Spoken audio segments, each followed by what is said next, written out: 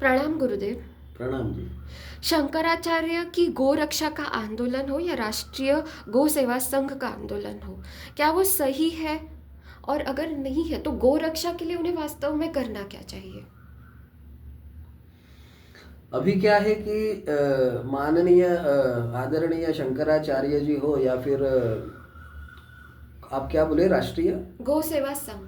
राष्ट्रीय गौ सेवा संघ के जो भी पूजनीय व्यक्तिमत्व हो, तो वो जो भी कर रहे हैं उनके बारे में तो हम कुछ नहीं बोल सकते हैं, लेकिन मेरे कुछ विचार इस विषय में क्या है वो अगर आप मुझे पूछेगी तो फिर हम आपको कुछ बता सकते हैं कि कैसा होना चाहिए, कि आंदोलन होना चाहिए या फिर नहीं होना चाहिए, या फिर क्या काम होना चाहिए कि जिसकी वजह से ये जो गौ माता का जो प्रश्न है यह निर्णायक पे आ सकता है, ऐसा है। तो वैसा कुछ प्रश्न है क्या आपका? तो फिर हम उसके ऊपर बात कर सकते हैं। जी, गौ रक्षा करनी हो तो वास्तव में सॉल्यूशन क्या होना चाहिए? अभी गौ रक्षा है तो उसका सॉल्यूशन क्या होना चाहिए, तो बहुत ही आंदोलन करके, मेरा तो हमेशा पहले से रहता है कि आंदोलन करके तो कुछ नहीं होगा। अभी ये जो बड़े बड़े जो शंकराचार्य जी है और ये जो बड़े बड़े राष्ट्रीय अध्यक्ष है ये जो कर रहे हैं, तो उनके खिलाफ तो मैं नहीं हूँ, लेकिन मेरे वैयक्तिक विचार हमेशा रहते हैं कि आंदोलन से कुछ नहीं हाथ में आ जाएगा। जीरो, कुछ नहीं मिलेगा। अंडा मिलेगा, अंडा, कुछ नहीं होगा। Zero zero zero. उससे सिर्फ क्या होता है कि वो जो पक्ष है या फिर जैसे शंकराचार्य जी कर रहे हैं तो वो हाईलाइट में आते हैं, वो न्यूज़ में आते हैं, वो इसमें टॉप में आते हैं, वो हमेशा इस न्यूज़ में दिखते रहेंगे। तो उनका प्रचार प्रसार होगा, उनकी ब्रांडिंग के लिए जो भी वो कर रहे हैं वो सही है। बाकी जो भी पक्ष या जो भी संगठन कर रहे हैं वो भी खुद को बढ़ाने के लिए कर रहे, सही है, लेकिन आंदोलन से कुछ नहीं होगा। अगर मैं शंकराचार्य रहता या फिर मैं समझो किसी भी राष्ट्रीय अध्यक्ष रहता तो मैं क्या करता वो मैं आपको बताना चाहता हूँ। तो माता को समझो बचाना है, तो माता को बचाना है तो क्या सबसे इम्पोर्टेंट है कि ये क्यों हो रहा है, उसके पीछे का कारण समझना ज़रूरी है। तो ये क्यों हो रहा है, क्योंकि अपने यहाँ पे क्यों कटते हैं, कोई भी चीज़ क्यों कटती है, माता क्यों कट रही है, गौ माता या फिर गोवंश जो होता है वो क्यों कट रहा है, वो पहले आपको समझ के लेना ज़रूरी। क्यों कट रहा है? क्योंकि कोई तो खा रहा है, इसके लिए ये कट रहे हैं। ठीक है, अभी कोई तो खा रहा है, तो कौन खा रहा है? तो ज़्यादा से ज़्यादा फॉरेन के लोग यह खाते हैं, रेड मीट करके इसका कॉन्सेप्ट है। तो ये लोग ज़्यादा से ज़्यादा इसको खाते हैं, और जो भी मुसलमान कंट्रीज़ है वहाँ लोग खाते हैं। तो उनको खिलाने के लिए यहाँ पे हमारी गायों को काटा जा रहा है। और बाकी भी अन्य धर्म के जो लोग हैं जो गाय को खाते हैं या फिर गाय के वंश वाले जो चीज़ें हैं, जो पशु पक्षी है उनको खाते हैं, तो उनको खिलाने के लिए अभी गाय का कटिंग हो रहा है, अपनी माता का कट हो रहा है या उसको मारा जा रहा है। तो सबसे महत्वपूर्ण क्या है कि जो कत्तल खाने हैं वह पूर्णतः बंद पहले होने चाहिए। और हमारी भारत की जो नीति है उसके ऊपर ऐसा लिखना चाहिए कि गौ माता, यह जो वंश है, गौ माता का जो भी वंश है, इसको अगर आप काटते हैं तो यह मनुष्य वध के हिसाब से होगा। तो अभी क्या है कि 15 साल से भारतीय जनता पार्टी की सरकार है। उन्होंने जो भी उनके प्रोपेगेंडा में लिखा था कि हम गो मतलब माता को ये बैन कर देंगे, लेकिन उन्होंने वो नहीं किया। उन्होंने उनके जो भी होता है मैनिफेस्टो करके तो उसमें बताया था, लेकिन उन्होंने अभी तक 15 साल हो गए लेकिन नहीं किया। तो अभी क्या है कि भारतीय जनता पार्टी की सरकार है, आपकी ही सरकार है। तो आपके जो नगर के जो भी इलेक्शंस वाले हैं या जो भी जीते हुए लोकसभा, राज्यसभा, नगर सेवक, पार्षद, वह जो भी अगर भारतीय जनता पार्टी के हैं तो वो सभी लोग एकत्रित होके पेटिशन फाइल करना चाहिए। अगर वो लोग नहीं कर रहे हैं तो आप सब जनमानस जो है वह एकत्रित होके कोर्ट में पेटिशन फाइल करना चाहिए, कोर्ट में केसेस दाखिल करना चाहिए, क्योंकि कायदा बनना जरूरी है। कायदा बनेगा तो सब कुछ हो जाएगा। कायदा बनेगा, उसके बाद कोई पालन नहीं करता है तो फिर उसके ऊपर कड़क एक्शन होगा, क्योंकि ये मृत्यु दंड का कारण है, ये फांसी जैसा सजा इसमें मिलने वाला है। इस प्रकार का कड़क कानून जब करेंगे तब उसके खिलाफ जो भी फिर बजरंग दल आंदोलन करेंगे या किसी को भी पकड़ेंगे तो फिर वो सही हो सकता है। लेकिन कायदा ही नहीं बना है, कत्ल खाने ही बंद नहीं है, तो फिर कैसे होगा। तो मैं अगर रहता तो मैं क्या करता था कि जैसे हम अभी 770 जिले में गुरुकुल बना रहे हैं और उसके माध्यम से अभी तो हम डिजिटल गुरुकुल बना रहे हैं, अभी तो हम डिजिटल गुरुकुल बना रहे हैं। तो अभी तो ये 770 जिले में नहीं होगा, ये तो अभी कम से कम 1000 से 10,000 जगह पर हम करेंगे डिजिटल गुरुकुल, क्योंकि ये सस्ते में है और जल्दी हो सकता है। तो इससे फायदा क्या होगा कि जैसे अभी आगे आने वाले समझो 1, 2 या ज़्यादा से ज़्यादा 999 दिवस 3 साल में जैसे समझो 10,000 जगह पे हमारा अश्वमेध डिजिटल गुरुकुल बन जाएगा। तो फिर हम लोग सभी जो हमारे जो डिजिटल गुरुकुल वाले कुलपति कुल आचार्य है और जो जनपद प्रमुख है उनको पर्सनली हर एक लेवल पे उनके कोर्ट में जाके पिटीशन फाइल करने को बोल देंगे।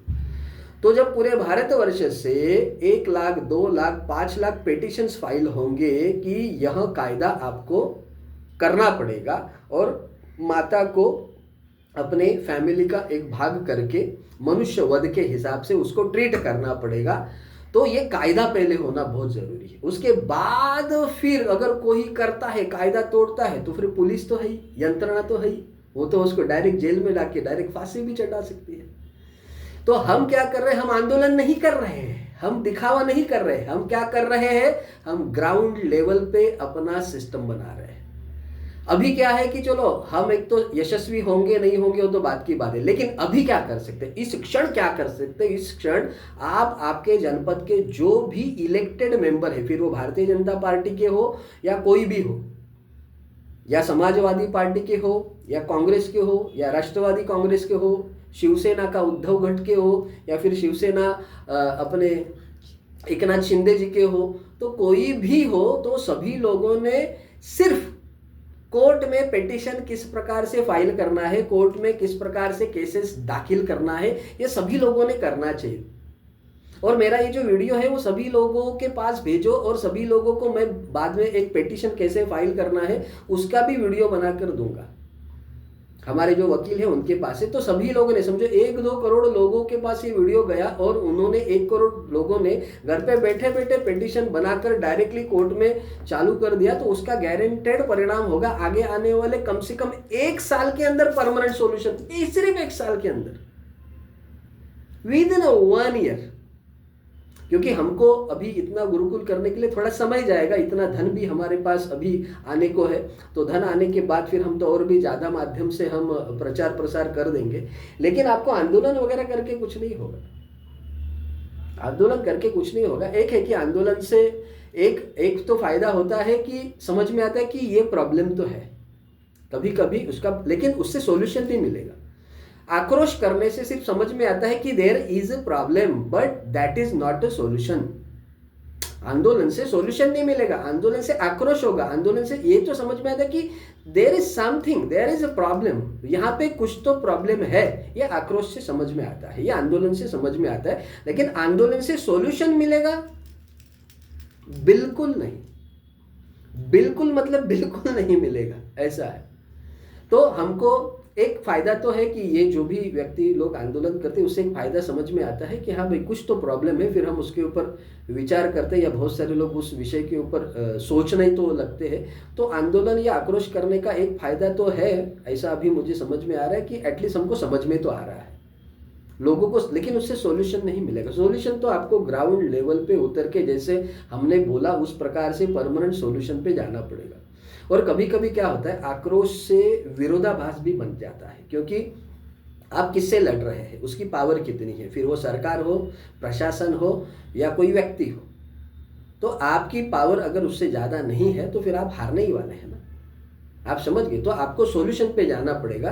तो ये आक्रोश आंदोलन से कुछ नहीं होगा। अगर रियली कुछ करना है तो हम जैसे बोला है तो वैसे सभी लोगों के पिटिशंस को उनको कोर्ट में दाखिल करने के लिए प्रवृत्त करो, कोर्ट के पास से आने दो, फिर वो केस बनेगी, फिर वहाँ उस हिसाब से पिटिशन के हिसाब से उसके सॉल्यूशंस मिलेंगे और कायदा बन जाएगा। क्योंकि जनमानस एकत्रित होकर कायदा बना सकते हैं, बाद में प्रशासन उसके ऊपर चलेगा, लेकिन प्रशासन, पुलिस प्रशासन जो भी है वो बोलेगी अरे हमारे पास कायदा ही नहीं है, हम क्या करें।